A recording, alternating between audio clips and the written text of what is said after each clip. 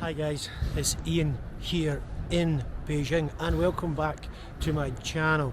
I am just walking along a place called Liangmao River, which is here. As you can see, it's cold this morning. It is about -5 this morning. So I wanted to share a couple of things with you. Two big things, two things that I get asked a lot about, because I'm obviously a foreigner living and working here in China, and I get contacted quite frequently now where people are saying, what's it like to live in China? I'm thinking about moving there. So obviously after the last 3 years there's probably a cycle of change where foreign people who are living and working here may have decided to go back home, and there's now opportunities for other people to come here. So people have asked me, Ian, what is some of the things I need to be prepared for? And I have answered in quite a lot of detail in some cases, but there is two big things that I think you get very surprised about when you first arrive in China. Now, before I go into the two big things, there is a lot to adjust to. There's the language, which is difficult and challenging, and if you're maybe from an English speaking background and you go to Europe, then when you walk around you see English characters and you can sometimes work out what they mean, but in China it's obviously Chinese characters, so understanding the signs that you're looking at and stuff is quite challenging.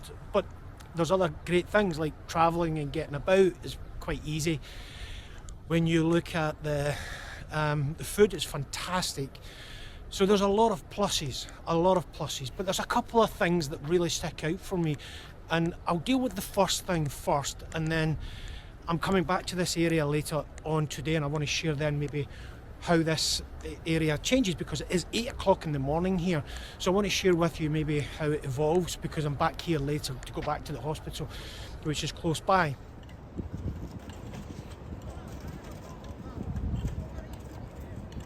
So this first big thing that you really get a big of adjustment to is the safety. In China you are super safe. So the crime is minimal. There is no gun crime. There's not a lot of street crime. In fact, I've never seen anything in my time here, and I've been here almost 7 years now. So this idea of safety is a big adjustment, because if you are in the West, then you're going to a pub and you're worried about someone attacking you, or in some cases you could be worried about walking home at night and someone attacking you, or in some cultures like America you're worried about people shooting you. None of that happens in China. Now, there was an incident last year where there was a group of females that were attacked by a group of guys because they refused their advances, and that went all over social media, and it was quite a shocking thing to see. And I'm not really into watching that type of video, but I watched it because I felt I wanted to understand why it was such a big thing in social media. And it was a terrible attack, but the police acted swiftly. They got the people who caused or who carried out the attack, and they were sentenced to severe punishment. I think the main person got 20 years, the cohorts got like 12 years.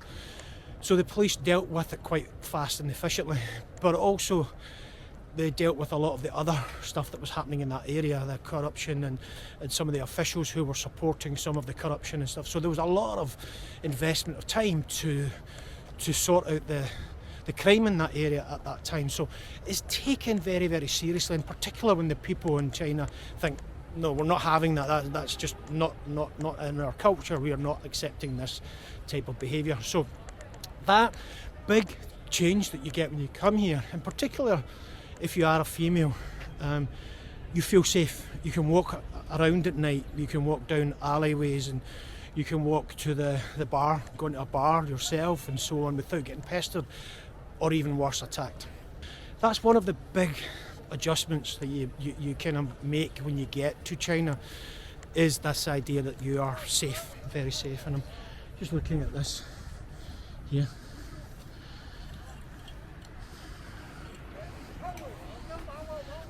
As you can see, early in the morning is beginning to come alive here in Liangmao River.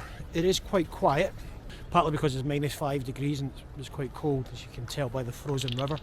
But I will come back to this area and I'll share the second big thing with you that you adjust to when you make that trip to China, in particular if you want to live here for any length of time.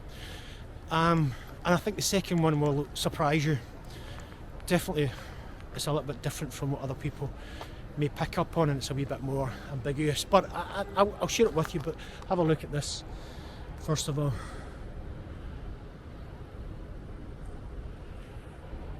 Anyway, this is me, just a walk and talk, but there's a few things coming to life here, as you can see. So join me in a little bit and I will share more with you, particularly this second thing.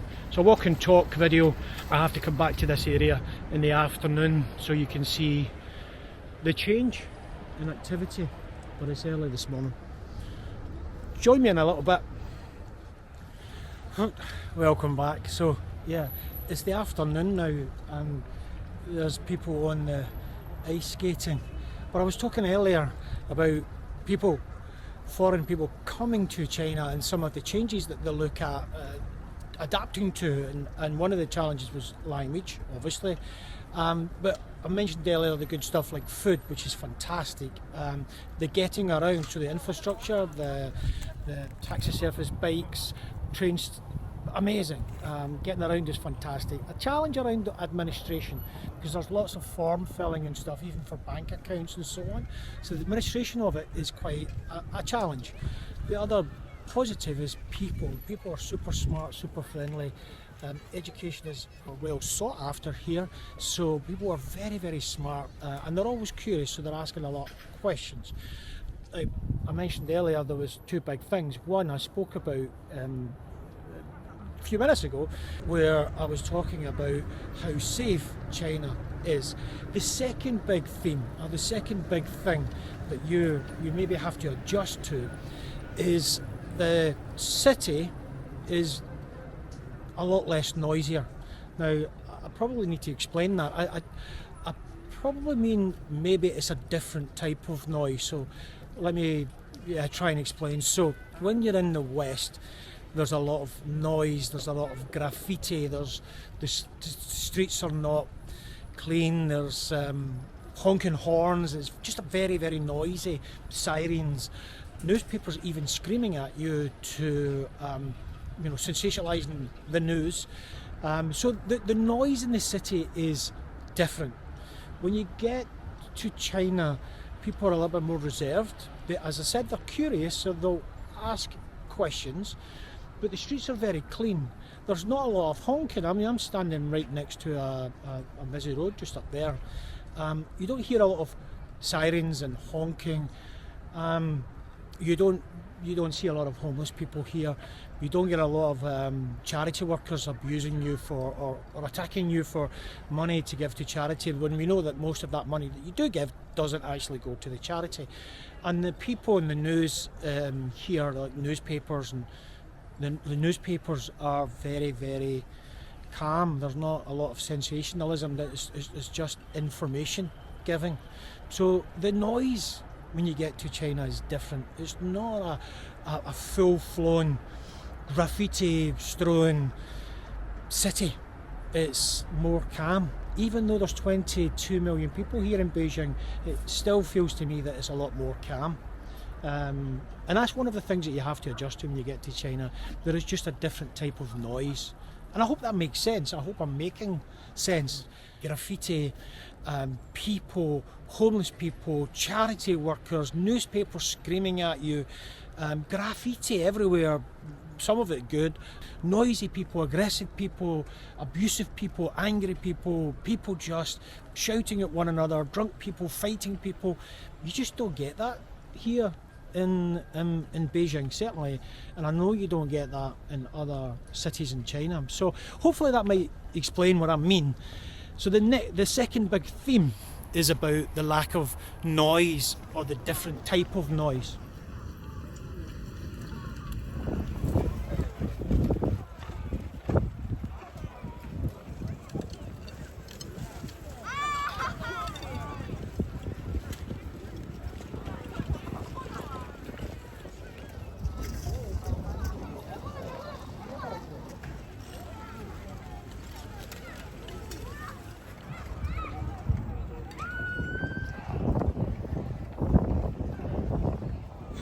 So there you have it, the ice skating, exercising and ice sledging that happens here in Beijing. So I hope you've enjoyed my little walk and talk. It's been a very interesting morning and then a little bit of an afternoon.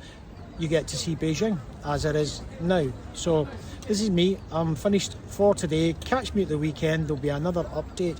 Meanwhile, as always, peace out, take care of yourself. Bye bye.